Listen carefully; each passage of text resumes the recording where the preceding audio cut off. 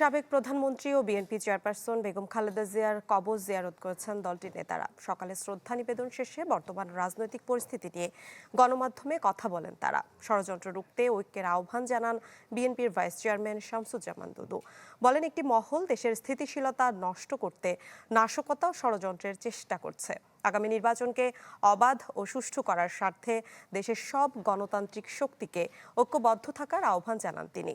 বলেন, বেগম জিয়ার আদর্শকে ধারণ করেই যে কোনো অপতৎপরতা রুখে দেবে দেশপ্রেমিক জনতা।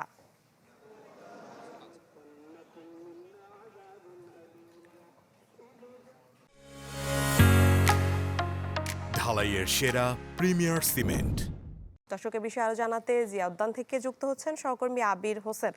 আবির, আজ নেতাকর্মী ও সাধারণ মানুষের উপস্থিতি কেমন দেখছেন সেখানে?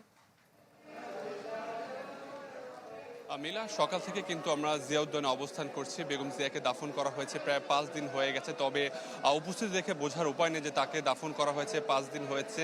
প্রতিনিয়ত কিন্তু আমরা দেখতে পাচ্ছি মানুষ আসছে তাকে শ্রদ্ধা জানাতে। আর সকাল থেকে দেখতে পেয়েছি নানা শ্রেণী পেশার মানুষজন এসেছে তার কবর জিয়ারত করার জন্য। এবং আপনি যেমনটা বলছেন যে এখানে কিন্তু তার যেখানে দাফন করা হয়েছে সেখানে কিন্তু শ্রদ্ধা জানানোর জন্য বিএনপি নেতাকর্মীরা এসেছিলেন। আর সকাল থেকে দেখতে পেয়েছি ঢাকা 13 আসনের যে নির্বাচন করবে এবার ববি হাজ্জাজ তিনি এসেছিলেন। তাছাড়া শামসুজ্জামান দুদু, যিনি বিএনপি ভাইস চেয়ারম্যান, তিনিও কিন্তু তার কবর জিয়ারত করার জন্য এসেছিলেন। এবং তিনি কবর জিয়ারত শেষে গণমাধ্যমের সাথে কথা বলেন এবং তিনি যেটি বলেন যে বেগম জিয়ার যে মৃত্যুর পিছনে কিন্তু শেখ হাসিনারও দায়ী রয়েছে। দীর্ঘদিন তাকে কারাগারে রাখা হয়েছিল, তার সুচিকিৎসার কিন্তু তেমন ব্যবস্থা করা হয়নি, তাকে বিদেশ যেতে দেওয়া হয়নি, তিনি এই অভিযোগ করেছেন। তাছাড়া তিনি বলেছেন দেশের ভিতরে কিন্তু একটা গোষ্ঠী আছে যে নাশকতার চেষ্টা করছে। আগামী যে নির্বাচন 12ই ফেব্রুয়ারি হওয়ার কথা রয়েছে, সেখানে আসলে নির্বাচনটা যদি সুষ্ঠু না হয় তার জন্য কিন্তু একটি দল, একটি গোষ্ঠী রয়েছে যেটি বাংলাদেশে নাশকতা করার চেষ্টা করছে। ফলে তিনি অনুরোধ করেছেন সব শ্রেণী পেশার মানুষজন, সব রাজনৈতিক দল যেন একতাবদ্ধ থাকে দেশের এই সংকটকালীন মুহূর্তে একটি সুষ্ঠু নির্বাচনের জন্য।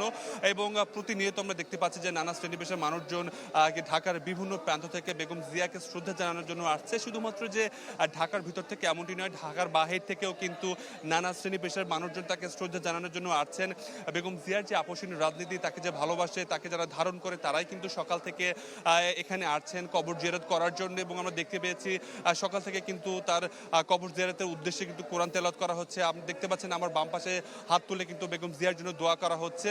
তো প্রতিনিয়তই আসলে মানুষ বাড়ছে, আশা করা যাচ্ছে যতই সময় বাড়বে ততই মানুষ কিন্তু আরও আসবে বলে আমরা অনুমান করতে পারছি। এবং বিকেলের দিকে কিন্তু সাধারণত মানুষের আনাগোনা বেশি হয়ে থাকে। তো সর্বশেষ আমার কাছে জিয়া উদ্যান থেকে এই তথ্য ছিল। মিলা। আবির, ধন্যবাদ আপনাকে। জিয়া উদ্যান থেকে আবির হোসেন আমাদের সাথে যুক্ত হয়েছিলেন।